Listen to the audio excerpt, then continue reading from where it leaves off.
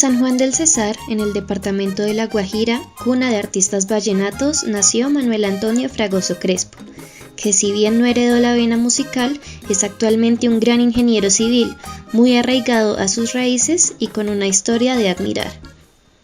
Bueno, mi infancia en La Guajira fue muy ideal, fue un niño hiperactivo,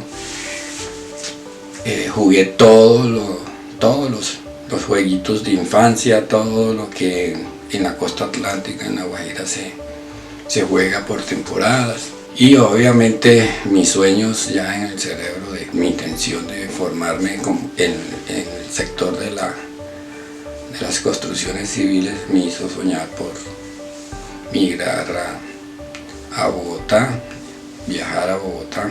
Pero tan pronto llegué a Bogotá me di cuenta de la realidad de un clima supremamente difícil, un clima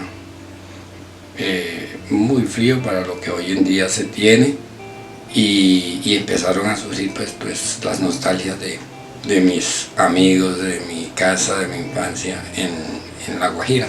Sin embargo, sus sueños de ser un gran ingeniero lo llevaron a mudarse a la capital, sin imaginar la secuencia de acontecimientos que ocurrirían y marcarían su vida para siempre. Siempre fue un buen estudiante y como todo niño vivió una etapa muy feliz, contento en sus primeros años de vida.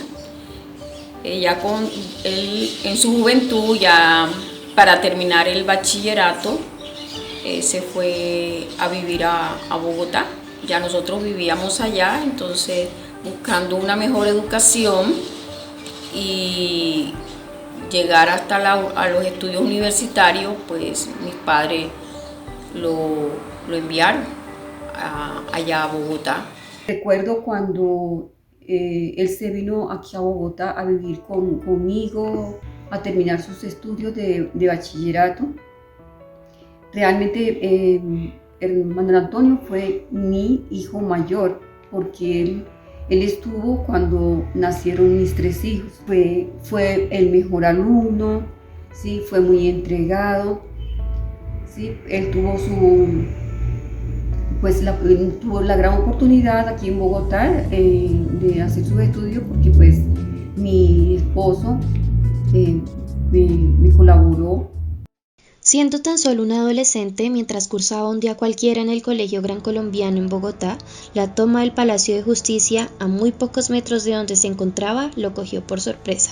Fue algo pues muy traumático. Ese año de 1985 yo estaba recién llegado aquí a la capital desde mi departamento de La Guajira, y en horas de la mañana, no con precisión, pues fuimos todos llamados desde los cursos a hacernos en la parte trasera o en el segundo patio, que decíamos la parte más trasera del colegio, en razón a que estaba en proceso la toma del palacio. Nunca fuimos como informados directamente qué pasaba, pero pues sabíamos que algo estaba sucediendo. Mi sobrina Marta Lucía García Fragoso estaba en los cursos de primaria. Yo estaba en quinto, ella en quinto de bachillerato, ella en el curso de segundo de primaria.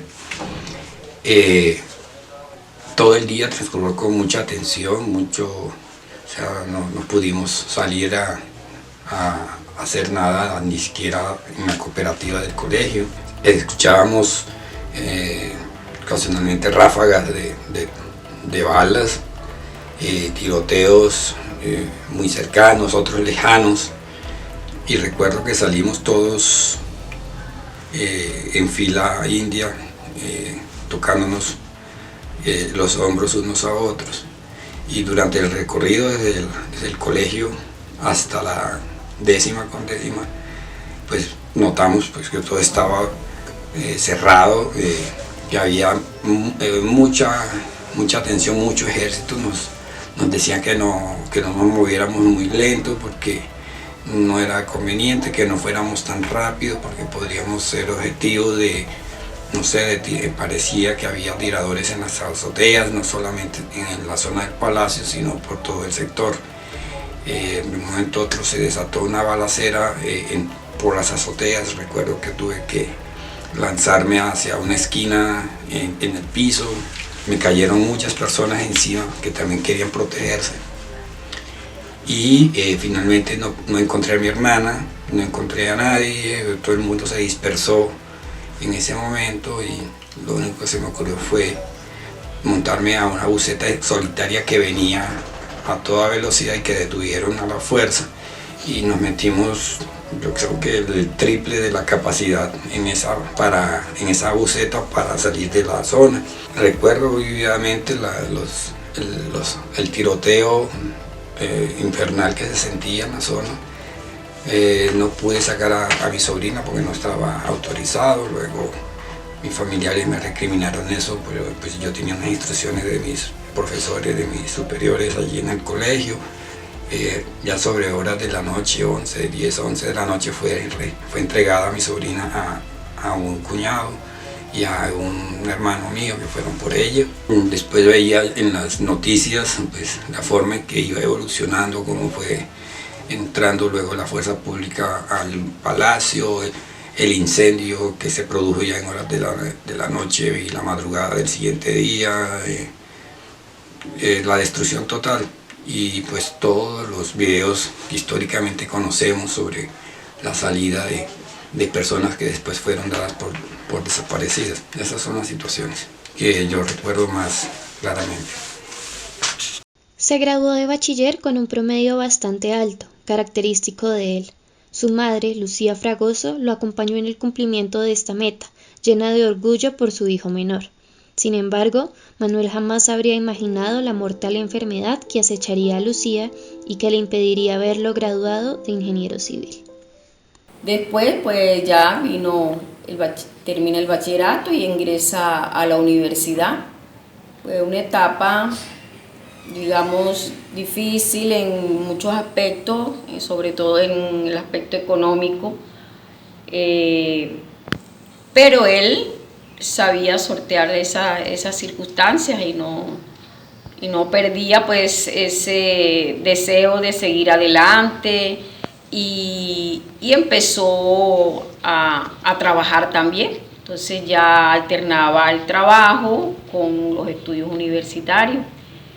Para esa época entonces nuestra madre enfermó. Para nosotros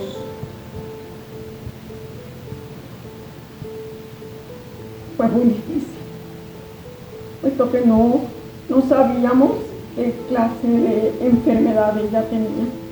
Bueno, mi mamá fue un proceso rápido relativamente, pero muy difícil porque pues empezó sobre los 62 años con síntomas inespecíficos y debilidad muscular. Después fuimos a partir de los diagnósticos y de los exámenes médicos conociendo la realidad de lo que ella padecía, una enfermedad incurable. Hasta el momento pues es muy poco lo que se puede hacer en relación con esa enfermedad que ataca el sistema nervioso. Fueron 2 años de una evolución muy rápida y muy desesperanzadora por la situación que uno veía diariamente, el dolor que esa enfermedad produce y los efectos de cómo ver uno a una persona apagarse. Esta enfermedad en ese entonces pues no era muy conocida y no se sabían de tratamiento. Eso hace ya unos 28 años. Y bueno, fueron 2 años de ver cómo ella se iba desgastando mientras la vida pues iba pasando, y él hacía mucho esfuerzo por seguir estudiando, de cumplir con su deber, y entre todos nos apoyábamos porque eso fue algo que también nos ayudó como hermanos, mantenernos unidos en semejante situación, puesto que nuestra madre era una mujer joven, tenía la edad de 64 años y no nos parecía justo en ese momento de que perderla. Y de veras fue algo muy, muy triste, fueron momentos demasiado difíciles para nosotros, para él, por ser el hijo menor y que tenía mucha afinidad con nuestra madre en los aspectos de que a ella le gustaba mucho la profesión que él había escogido, ingeniería civil. Ella siempre fue una mujer que le gustó mucho la arquitectura, el diseño, y creo que eso los unía de cierta forma. Desafortunadamente pues la perdimos y fueron meses de mucho dolor, donde para él tenía mucho, ¿cómo decirle? No se encontraba él sin su mamá, era la orfandad a esa edad, es muy triste para un niño como él, un joven que siempre había sido como un poquito mimado por su mamá, por su papá y por nosotros los hermanos mayores. Pues quizás un poco del consuelo es que una enfermedad muy rápida que deteriora a una velocidad impresionante y que no deja mucho tiempo padecer a las personas. Sin embargo, los momentos de padecimiento son muy fuertes y eso es lo que recuerdo del deceso de mi mamá. Solo un largo año transcurrió tras el esperado pero doloroso descenso de su madre, cuando recibieron una noticia que los rompió en mil pedazos. Su hermano Rafael, aspirante a la alcaldía, fue asesinado por sicarios en el municipio de Aguachica, en el departamento del Cesar. Pues fue bastante lento la recuperación, superar el duelo, pero desafortunadamente hubo una llamada donde nos comunicaron la muerte de mi hermano. Fue un impacto bastante doloroso porque no fue algo que nos anunciaron como mi madre, ¿sí? Y a sabiendas que nuestro hermano mayor, después de la muerte de mi mamá, pues quedó él enfrente de nosotros los hermanos, pendiente de que no perdiéramos el rumbo, de que no perdiéramos las enseñanzas, las bases que mi mamá nos dejó. Mi hermano mayor fue mi tutor, mi segundo papá, de una familia de 9 hermanos. Obviamente yo, el penúltimo, no tenía muchas oportunidades económicas como para estudiar. Mi hermano, afortunadamente, que fue de los que aprovechó la época de abundancia de mi papá, me apoyó siempre en sacar adelante mi carrera. Mi mamá muere en el 92 y él terminando un periodo como alcalde por decreto de Aguachica, fue en un proceso de nueva campaña, amenazado por personas desconocidas en su momento, y no alcanzó a salir de la población y fue asesinado un año largo después de la muerte de mi mamá por sicarios en moto y en presencia del hijo mayor, que tenía para ese entonces alrededor de unos 8 años.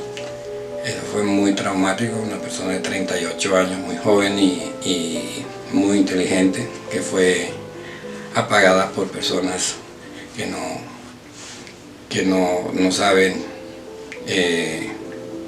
competir en el aspecto político, sino a través de estos hechos deplorables. No obstante, pues eso nos fortaleció a todos, el resto de mis hermanos, por las circunstancias y sin embargo todavía quisiera uno que hubiera sido otra la suerte de mi hermano. Manuel Antonio nunca se rindió y luchó por culminar sus estudios y enorgullecer a su madre y a su hermano que desde el cielo lo cuidan. La superación fue ya producto de un proceso pues vivido, de esas situaciones difíciles en donde pues afortunadamente, entre comillas, estaba ya hecho un profesional en la ingeniería civil. Tuve la oportunidad y que hasta el momento tengo de tener trabajos de manera muy fluida, muy oportunas. Mi organización como persona pues me permitió no sufrir altibajos en todos estos años, económicamente no muy bollantes, pero sí por lo menos para una vida digna y esa fue la situación en lo económico. En lo personal, pues formar una familia con el respeto que eso supone en las responsabilidades y en parte de la formación de mis dos hijas, una de ellas ya profesional, la otra próximamente a salir avante de su carrera. Estas son las situaciones que me dicen que hoy en día pues soy una persona afortunada, donde no ha habido situaciones que de pronto no haya podido yo abordar con entereza, siempre de la mano de Dios, porque soy una persona muy creyente. También encontró el amor. Se llama María Zárate, una rola hermosa y de gran carisma con la que tuvo dos hijas, Juana Lucía y Laura Manuela, quienes hoy lo impulsan a seguir y son el motivo de su felicidad.